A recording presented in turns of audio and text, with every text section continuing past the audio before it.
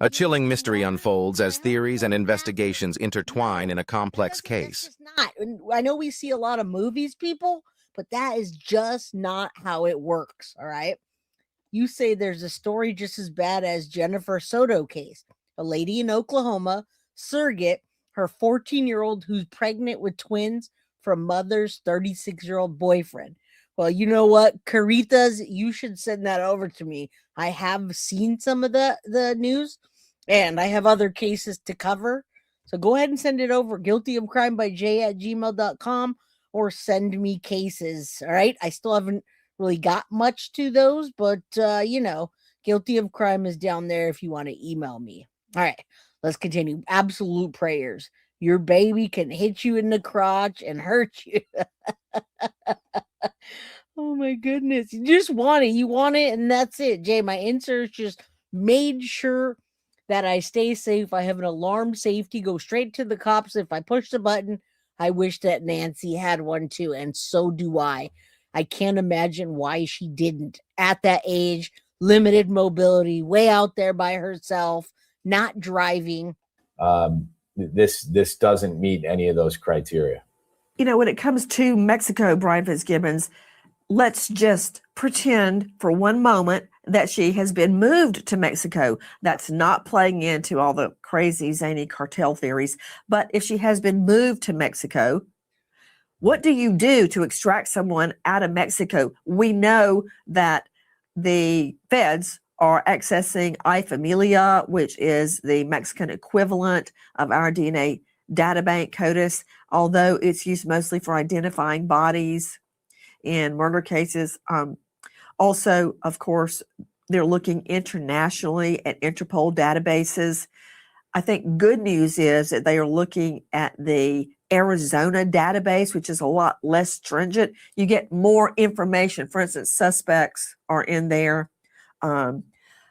Not pristine DNA mixtures are in there.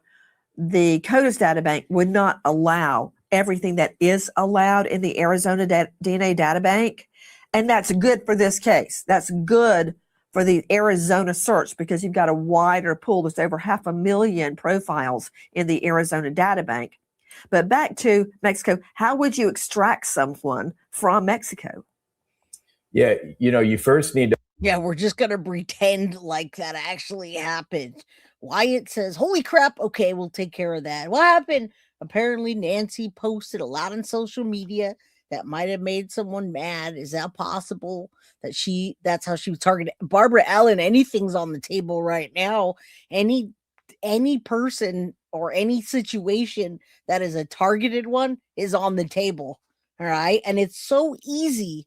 It's so easy to know somebody's coming and goings when they've been at a place since 1975, day in, day out. You see them on social media. You see them at the local stores.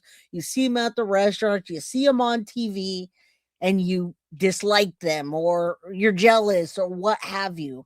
All right. Thank you, Mom. My mom says, we still have a lot of people watching. Hit that like button. We have 400 people. Hit that like button. Mama Pearl said so. Understand that Mexico is a very non-permissible environment, especially to search for a missing foreign national. This is for a few reasons. One, the levels of local government corruption in Mexico are almost unfathomable to a typical American. Second, wide swaths of territory are primarily controlled by cartels. That's both from a physical security perspective and from a political perspective.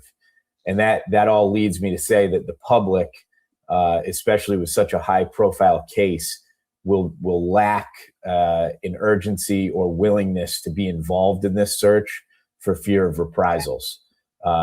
Whether or not the cartel is or is not involved, they do control these areas. So the public will be very apprehensive. And I agree with that. First of all, I never thought that the Mexico theory fit in at all. Joanne says anything's possible, but in my opinion, it's someone closer. I think so too. The only time I step outside of that, are they closer, is me thinking was somebody just like had a hatred for Savannah. Just really saw her over the years, caught something about her they didn't like, and decided to do this just to harm her, just to see her beg on TV to bring her mom home. That's the closest thing I think, and I still don't think it's that. But if it is, that's my closest theory that would be possible, is somebody watching her that knows. But it just doesn't seem like it's one somebody. And if it's multiple somebodies, you got to have pure rage and hatred for someone to do this type of crime with no money motivation. To participate in this. And that all leads me to say that any search in Mexico that's going to be have a positive result is going to come through U.S. federal government diplomatic channels. That is the number one main effort in any search taking place in Mexico. Hi, guys. Nancy Grace here. Please join us on Blah, blah, blah, blah. Tom Smith joining us, former NYPD detective, worked in homicide, was with the Joint Terrorism Task Force, now star Gold Shields podcast. Tom, the ransom letters. All right, let's talk about the ransom letters, because nobody's really talking about those. TMZ seems to have gotten a fourth one, but they're not going to talk about it, and they turned it over to the FBI. We really don't know what any of them say at this point. And I got to ask you guys one thing. We're getting to the end of the episode where we're going to talk about the ransom letter, but there's also a funny part that happened on JLR. Was it yesterday? It was yesterday, and there was a guy out there that they're calling drunk. I think he's just all tweaked out on something. If you guys want to watch that with me and just get a laugh before we go, put one in chat. If you don't, then you guys can go. All right, let's continue. Deb, I hate to leave, but I had to take care of the dogs. And Chris brought dinner. Go eat. Love you. See you tomorrow. Tell Chris we say hello.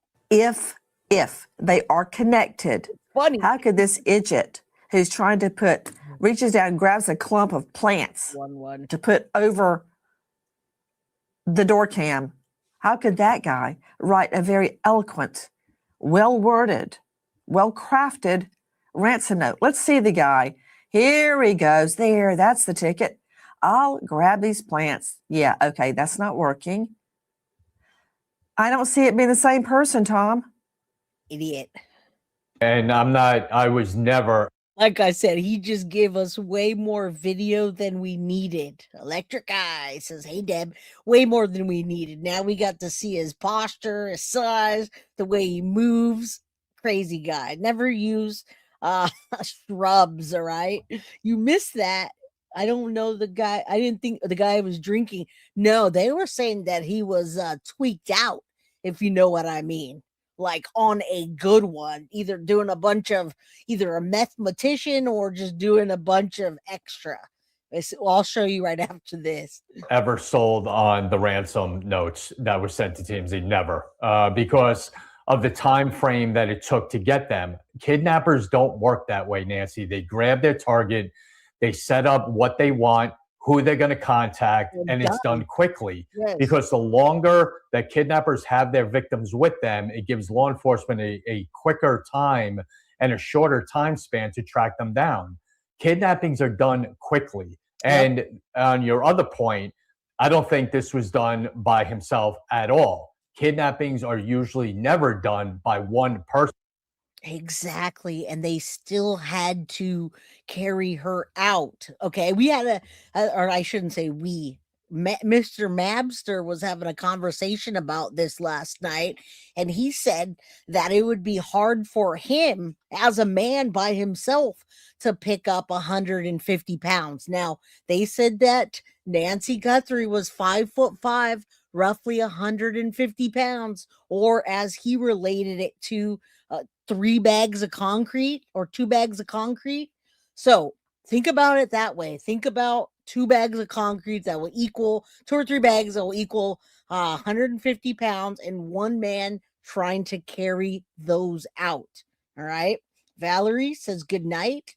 Thank you. Good night, Valerie. All right, let's continue. Whether there's someone sitting in a car or standing and looking around as a lookout, but there is someone else in that area helping him.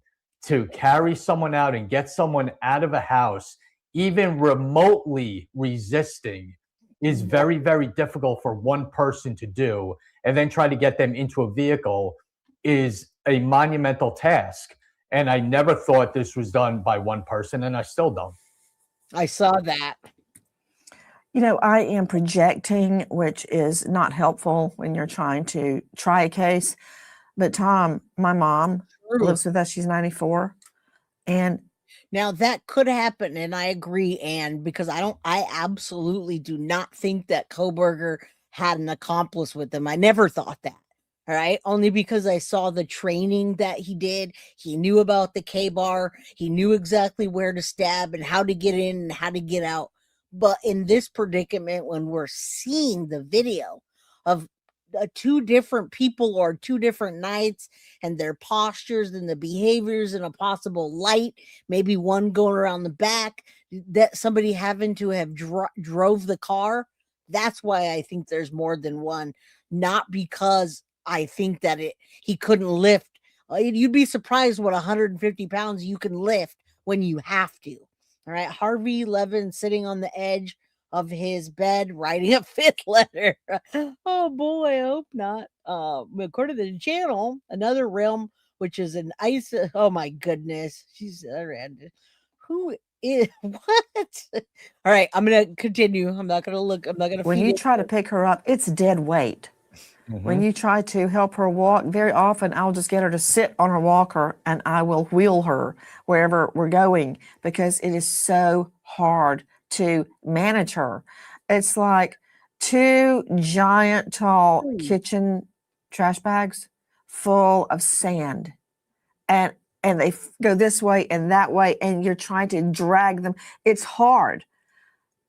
We know that she was upright. We believe she was upright when she first came out the door because those blood drops are clearly low velocity droplets.